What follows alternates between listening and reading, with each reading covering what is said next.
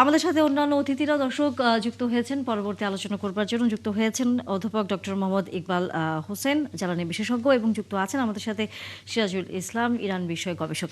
আপনাদের দুজনকেই স্বাগত জানাচ্ছি এবং আমাদের সাথে যুক্ত হয়েছেন তার জন্য ধন্যবাদ। অধ্যাপক ডক্টর মোহাম্মদ ইকবাল হোসেন, আপনার কাছে একটু আসতে চাই, কারণ আমরা একটু জ্বালানি নিয়েই আসলে কথা বলবো।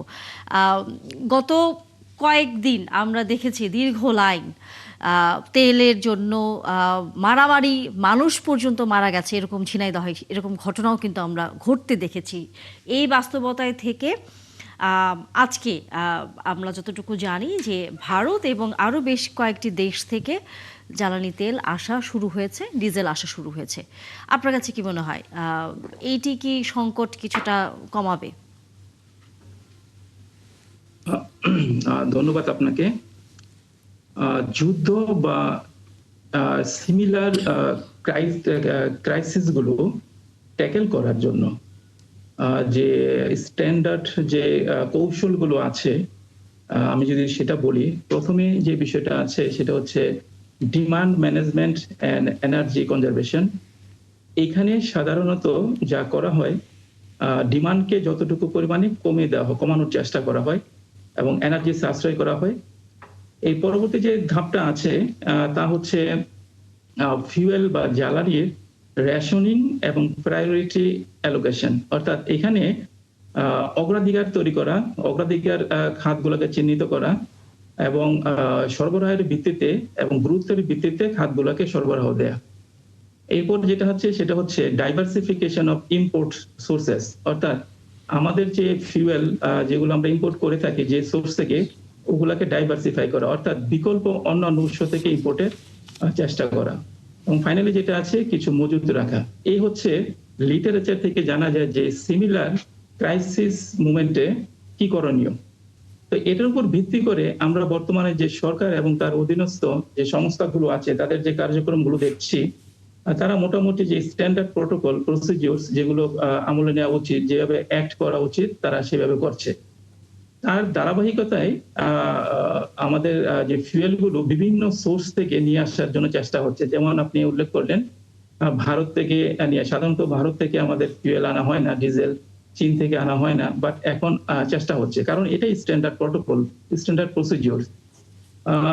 সো এটা একটা আমরা বলি এটা যৌক্তিক, এটাই করণীয় এবং সরকার সেটা করছে এবং এটা সন্তোষজনক। এবং যেটা আমরা দেখতে পাচ্ছি, আপনি মন্ত্রী পরিষদ বিভাগ থেকে কিছু নির্দেশনা দেওয়া হয়েছে, যেমন হচ্ছে এনার্জির যে ইউজটা আছে যতটুকু করা যায় কমানো। যেমন দিনের বেলায় আপনার ন্যাচারাল লাইট ব্যবহার করা, তারপরে বলা হয়েছে যে অতিরিক্ত আলোকসজ্জা এগুলাকে পরিহার করা।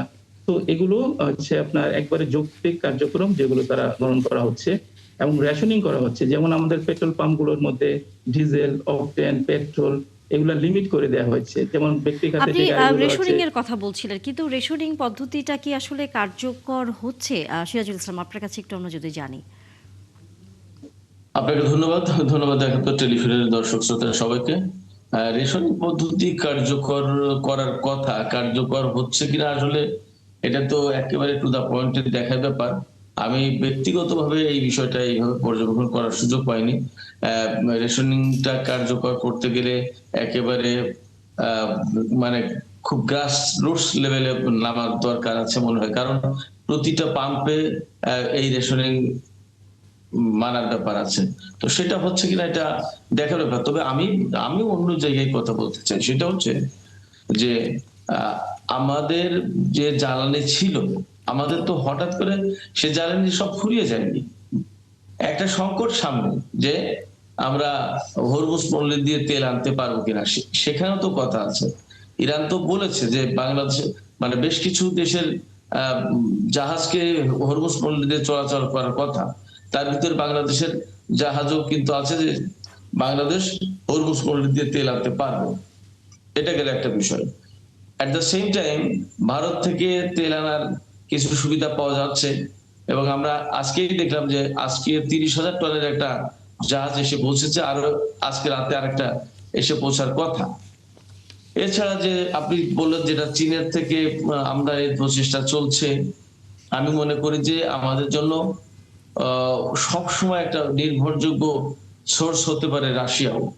রাশিয়ার সাথে আসলে বাংলাদেশ বিশেষ করে আমি একদম খুব ক্যাটেগরিক্যালি বললে যদি বলি তাহলে বলবো যে বিএনপি সরকার কেন যেন রাশিয়ার সাথে সম্ভবত একটু দূরবর্তী অবস্থান এটির বজায় উত্তর রাখার চেষ্টা নিশ্চয়ই করে। আমরা পাবো, কারণ আমাদের সাথে আরেকজন অতিথি যুক্ত হয়েছেন, ফজলে হুদা বাবুল, বিএনপির দলীয় সংসদ সদস্য। ধন্যবাদ এবং স্বাগত একাত্তর জানালে যুক্ত হয়েছেন। আপনার কাছে হয়তো আমরা আসবো এই প্রসঙ্গটি নিয়ে, তবে আমরা একটু শামসুল আলম। না, থ্যাংক ইউ। আমি আমি আমি ভাইয়ের কাছে একটা প্রশ্ন করি। উনি সবচেয়ে ইম্পর্টেন্ট কোশ্চেনটা রেজ করেছেন। রাশিয়া থেকে দেখুন, রাশিয়া থেকে এই কেনা যাবে না, সেই কেনা যাবে না, ইউএস এর নানা আবদার, হুমকি সব উপেক্ষা করেও ইন্ডিয়া কিন্তু রাশিয়া থেকে তেল কিনেছে এবং সে কিন্তু ডিপ্লোম্যাটিক্যালি এটাকে কিন্তু একটা চ্যালেঞ্জ আকারে নিয়েছে এবং সে উইন সবসময় যে লুজ করেছে তা না, কোনো কোনো ক্ষেত্রে উইনও করেছে। এখনও কিন্তু ওয়াশিংটন বলছে যে তুমি ইচ্ছা করলে রাশিয়া থেকে কিনতে পারো। অর্থাৎ শক্তের ভক্ত নরমের জম। আমরা রাশিয়াকে এত ভয়, মানে রাশিয়ার ইস্যুটাকে নিয়ে ওয়াশিংটন খেপে যাবে এই ধরনের কোনো ব্যাপার আমাদের সেগুনবাগিচা হয়তো ভেবে থাকে, পররাষ্ট্র দপ্তর ভেবে থাকে। এটা কিন্তু এই রিজু পররাষ্ট্রনীতির জন্য কিন্তু বাংলাদেশের জন্ম হয়নি। বাংলাদেশ সবসময় সবার সঙ্গে বন্ধুত্ব এবং সেই ব্যাপারটি মেনটেন করেছে এবং 70s প্রথম থেকেই, 80s প্রথম থেকেই জিয়া রহমান সাহেব এই ঘোষণাটা শুধু দেনই নেই, তিনি কিন্তু প্র্যাকটিস করেছেন। সেই কারণে ন্যামে উনি কিন্তু নেতৃত্ব দিয়েছেন। আজকে যেহেতু বিএনপি সরকার ক্ষমতায়, মানুষ কিন্তু এই ঘোষণাটির বাস্তবায়ন চায়। সুতরাং রাশিয়ার সঙ্গে আমাদের যে স্ট্র্যাটেজিক রিলেশনটি, সেটি কিন্তু এই মুহূর্তে এটি কিন্তু আন্তর্জাতিক রাজনীতি অথবা ব্যাপার নয়। এটা রাশিয়ার সঙ্গে আমাদের অনেক বড় বড় প্রকল্প হয়েছে।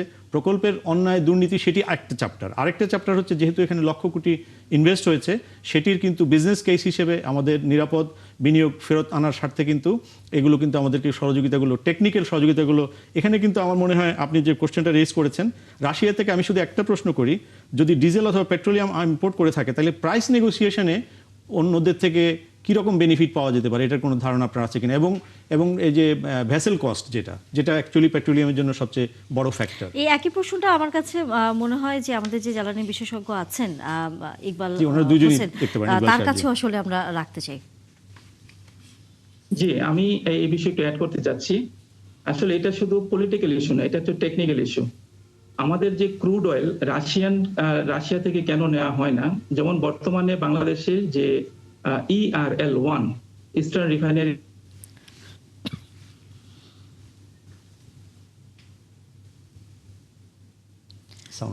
আমরা আপনার কথা শুনতে পাচ্ছি না।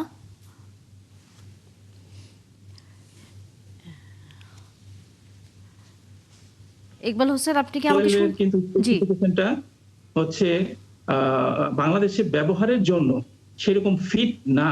বর্তমানে বাংলাদেশে যে প্রধান যে আমাদের ERL-1 আছে, কিন্তু ERL-2 নতুন যেটা হতে যাচ্ছে, ওখানে কিন্তু এইসব বিষয়গুলো কনসিডারেশন আনা হয়েছে। রাশিয়ান বা অর্থাৎ যেগুলো টেকনিক্যাল স্পেসিফিকেশন গুলো ডিফারেন্ট, সেগুলোকে আমরা ইম্পোর্ট করে অ্যাকোমোডেট করতে পারি কিনা, ব্যবহার করতে পারি কিনা, সেগুলোকে নিয়ে কিন্তু ERL-2 ডেভেলপ হচ্ছে। সো বর্তমান পরিস্থিতিতে যে রাশিয়া থেকে সরাসরি ক্রুড অয়েল নেওয়া হচ্ছে না, এটা পলিটিক্যাল বিষয়, তার চেয়ে হচ্ছে টেকনিক্যাল। অর্থাৎ বর্তমানে তাদের যে স্পেসিফিকেশন সেটা আছে, ওইটা আমাদের জন্য গ্রহণযোগ্য না। এটা হচ্ছে একটা অন্যতম কারণ। ফজলে হুদা বাবু, জি সিরাজুল ইসলাম, জি। এই কারণটা যেটা বললেন ইকবাল সাহেব, এটা একটা কারণ বটে, কারণ প্রত্যেকটা দেশের তেলের আলাদা আলাদা উপাদান আছে। টেকনিক্যাল কারণে সব তেল সব রিফাইনারিতে চলে না, এটা ঠিকই আছে। কিন্তু আমি মোটা দাগে যে কথাটা বলতে চাই সেটা হচ্ছে যে রাশিয়াকে আসলে কূটনৈতিক ভাবে বা রাজনৈতিক ভাবে খানিকটা আমরা এড়িয়ে চলি। আমাদের রাজনীতির ক্ষমতার ধাপে ধাপে এই ঘটনাগুলো ঘটে থাকে। যেটা সহজ করে বলবো যে রাশিয়ার সাথে আওয়ামী লীগের আমলে বা আওয়ামী লীগের সময় যেভাবে সম্পর্কটা থাকে বাংলাদেশের, বিএনপির আমলে সম্ভবত সেইভাবে সম্পর্কটা থাকে না। বাট আমি মনে করি যে বর্তমান বিশ্ব ব্যবস্থা ভীষণভাবে বদলে যাচ্ছে এবং রাশিয়া কিন্তু খুবই গুরুত্বপূর্ণ একটা পার্টনার ওয়ার্ল্ড অ্যারেনাতে। এবং রাশিয়ার তেল এবং গ্যাস দুটোই বিরাট বড় রিসোর্স। সেক্ষেত্রে এবং আমি মনে করি যে রাশিয়ার সাথে এই সমস্ত পণ্যের বিনিময়, লেনদেন এগুলো কিন্তু যথেষ্ট সহজ শর্তে হতে পারে। আমার ধারণা আন্তর্জাতিক অঙ্গনে রাশিয়ার সাথে যারা বিজনেস করে তারা বেশিরভাগই সন্তুষ্ট। সেই জায়গা থেকে এই বিষয়গুলো আমার মনে হয় যে আমাদের বাংলাদেশ সরকারের, বিশেষ করে বর্তমান সরকারের বিশেষভাবে নজর দেওয়া উচিত। কোনো মতে নজর দিচ্ছে কিনা সরকার, আমাদের সাথে যেহেতু মাননীয় সংসদ সদস্য আছেন, আমরা তার কাছ থেকে একটু শুনে আসতে চাই। এবং একই সাথে প্রশ্নটি সেটাও থাকবে আপনার কাছে যে যেই জ্বালানি তেল বা ডিজেল আসা শুরু করেছে বাংলাদেশে এই মুহূর্তে ভারত থেকে শুরু করে অন্যান্য দেশ থেকে, সেটি সামনের দিনগুলোতে সংকট কিছুটা নিরসনে কাজ করবে কিনা, কি মনে করছেন আপনি? জি, ধন্যবাদ। ধন্যবাদ সহ-আলোচকদের। আমার খুব প্রিয় দুজন মানুষ আজকে উপস্থিত, দীর্ঘদিন পর তাদেরকে পেলাম। সহ-আলোচক ডক্টর ইকবালকে স্বাগতম এবং যারা শুনছেন। দেখুন, যে প্রশ্নটা এসেছে সেটা হচ্ছে মূলত আপনারা যেটা আমি যদি বুঝে থাকি সেটা হচ্ছে জ্বালানি সংকট এবং এর সাথে বাংলাদেশের পররাষ্ট্র নীতি কিভাবে জড়িত। বাংলাদেশের পররাষ্ট্র নীতি তারেক রহমান সরকার আসবার আগেই আমরা ঘোষণা করেছি, সেটা হচ্ছে সবার আগে বাংলাদেশ। এটা খুব সোজা এবং সরল একটা নীতি। সেক্ষেত্রে আমরা এই নীতিটা এরকম যে আমরা যার কাছ থেকে যেরকম সুবিধা পাবো সেটা নিব। এমন নয় যে রাশিয়ার কাছ থেকে আমরা নিব না, বা আমেরিকা আমাদেরকে স্বাধীনতার স্বীকৃতি পরে দিয়েছে, বা ভারত ফারাক্কা বাদ দিয়েছে, বা 25শে মার্চের রাতে পাকিস্তান আমাদের অ্যাটাক করেছে, এইসব এই নীতিতে নাই। এই নীতিটা হচ্ছে আমাদের নিড বেসিসে যার সাথে যেরকম করা। আপনারা দেখেছেন যে ইতিমধ্যেই ভারত আমাদেরকে সহায়তা করতে চেয়েছে। এখন মনে করেন যে আমাদের পাকিস্তান থেকে কিছু লাগবে, আমরা হয়তো নিয়ে আসব, কিন্তু সমস্যাগুলোর গভীরে কিন্তু এই জায়গাটাতে না যে আমরা রাশিয়া থেকে আনবো না। এখানে একটা ট্রান্সপোর্টেশন কস্টের কথা বলা হয়েছে, অবশ্যই সেটা ভারত থেকে আমাদের চিপার হবে এবং মধ্যপ্রাচ্য থেকে সেটা চিপার হবে, যেটা ট্রান্সপোর্টেশন কস্ট রাশিয়া থেকে অনেক অনেক অনেক বেশি। তো সেই জায়গাটা ছাড়াও আমরা যদি ধরি যে আমাদের জন্য বেনিফিশিয়ারি কোনটা হবে, মূলত এটার গভীরে অন্য জায়গাটা আছে। গভীরে কি, সেটা হচ্ছে যে আমরা যদি বলি যে সবার আগে বাংলাদেশ, সেক্ষেত্রে বাংলাদেশের ভিতগুলো সবসময় শক্ত করতে হবে। আমরা কিন্তু এই যে যুদ্ধ, এই গত 1 দশক ধরে কিন্তু যুদ্ধ চলছেই, কোনো না কোনো ভাবে, কোনো না কোনো ফরম্যাটে আমরা কিন্তু যুদ্ধের মধ্যে আছি। এখান থেকে পরিত্রাণের উপায় কি, আমাদের যেরকম আমাদের গ্যাস এক্সপ্লোরেশনটা আমাদের বাড়াতে হবে, নিজস্ব এনার্জি কি আছে সেটা দেখতে হবে, এবং অলওয়েজ আমাদেরকে অল্টারনেটিভ সোর্সগুলো আমাদের হাতে রাখতে হবে, মজুত রাখতে হবে। এখন ওই যে আমরা একটা সাইকেলের মধ্যে পড়ে গেছি যে আমরা গরিব তাই আমরা গরিব, we are poor because we are poor.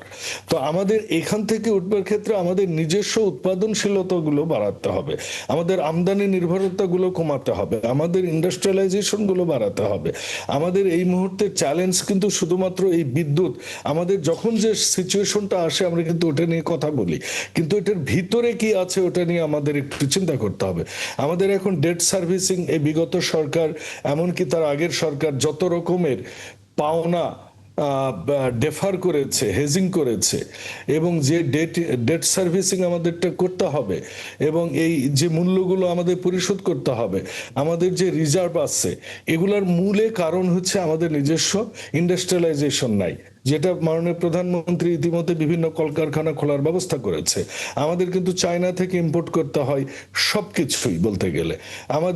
আমাদের যে দর্জিগিরি আমরা করি, যে গার্মেন্টস ফ্যাক্টরি, আমাদের কিন্তু ইউরোপ আমেরিকাকে মেনে চলতে হয়।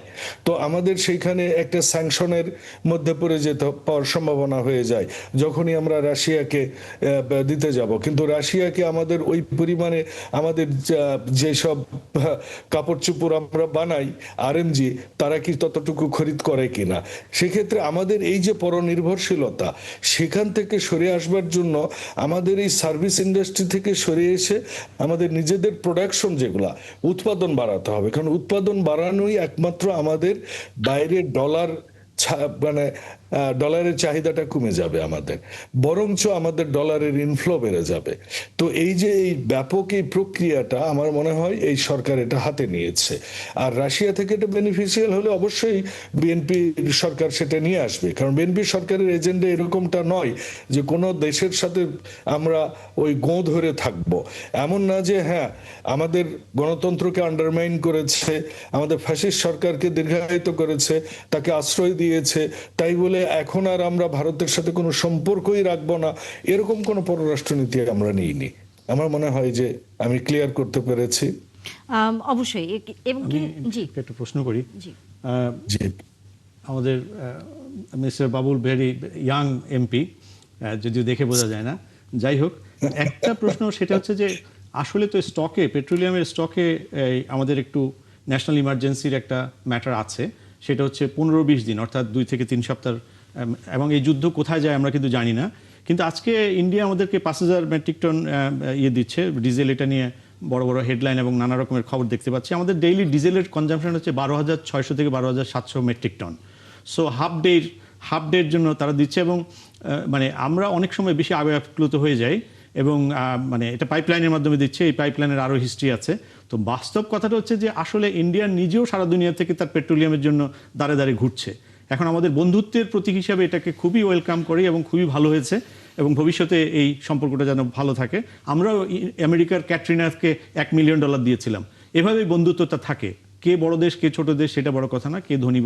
কিন্তু আজকে যে 15-20 দিন, এই মধ্যে আপনারা আগামী পরশুদিন পার্লামেন্ট বসছে, পার্লামেন্টে সংবিধান, জুলাই সনদ, আরও বড় বড় বিষয়ের পাশাপাশি পেট্রোলিয়াম সংকট, মাত্র 15 দিন, এবং যুদ্ধের গতিবিধি আমরা কিন্তু কেউই জানি না। আপনি মাননীয় সংসদ সদস্য হিসেবে কী ভাবছেন? কারণ আমাদের ডিজেলের সংকটটা দেখুন, আমাদের ডিজেল কিন্তু দেখুন, এটা কিন্তু কৃষির প্রাণ, এবং এখন যে পর্যায়ে আছে, আমি একেবারে কৃষিবিদ হিসেবে বলতে পারবো না, কৃষিবিদ ইনফরমেশন বলতে পারবো না, কিন্তু এটা খুবই অ্যালার্মিং টাইম বলছে আর কি। এই সময়টাতে যদি পর্যাপ্ত ডিজেল সরবরাহ না থাকে, তাহলে আমাদের আগামী সিজনে আমাদের অনেক বড় ক্ষতি হবে। আপনি এমপি হিসেবে আপনার এলাকার সিচুয়েশন কিংবা এই অ্যালার্মটাকে কিভাবে দেখছেন, এবং পার্লামেন্টে কি রকম একটা সম্ভাবনা দেখছেন আর কি, কিভাবে আপনারা এটা চিন্তা করবেন? আপনারা যারা বলছেন যে নাই, আমাদের কিন্তু যে আগের যে আমাদের যে পেট্রোলিয়ামের জন্য অর্ডার দেওয়া ছিল, ওই ভ্যাসেলগুলো কিন্তু এসে পৌঁছেছে, কিছু বন্দরে আছে, কিছু বন্দরের বাইরে নোঙ্গর করে আছে, সেগুলোও আসবে আমাদের কিন্তু ওই রকমটা, মানে আমরা মনে করছি, আপনি যে প্রশ্নটা করেছেন যে যুদ্ধ কতকালীন চলবে, আমাদের কতটুকু মজুদ আছে, আমরা মনে করছি 2-3 মাস আমরা চালাতে পারবো এভাবে। 1, 2 যে আপনি যে আরেকটা প্রশ্ন করেছেন যে কৃষি যে এখানে এফেক্ট করবে, এটা নো ডাউট, কিন্তু আবারও আমার ওই পয়েন্টেই আমি যাই, আমরা সমস্যা নিয়ে শুধু আলোচনা করি, যদি সমাধানের দিকে যাই, এই যে অ্যাগ্রো ইন্ডাস্ট্রি নিয়ে আপনি যে কথাটা বললেন যে আমাদের কৃষি যে এখনো জিডিপিতে একটা সর্বাধিক সেক্টর, এবং এটার উপর বাংলাদেশ বেঁচে থাকে, এই কৃষির যে সেচ ব্যবস্থা, যে ডিপগুলো, এগুলোতে কিন্তু আমরা এখনো বিদ্যুৎ দিয়ে পানি তুলি। কিন্তু আমার প্রশ্ন হচ্ছে, আমাদের কিন্তু এখানে করা উচিত যে জিনিসটা আমাদের আজকে আলোচনা আসা উচিত, যে কৃষিকে বাঁচাতে গেলে সাস্টেনেবল উপায়ে যদি আমরা কৃষিকে বিদ্যুৎ দিতে চাই সারা বছর এবং ভবিষ্যতেও, তাকে নিজস্ব বিদ্যুৎ উৎপাদনের ব্যবস্থা করে দিতে হবে, এবং সেটা আমার মনে হয় সোলার প্যানেল একটা বড় তাদের জন্য বিদ্যুতের সোর্স হওয়া উচিত।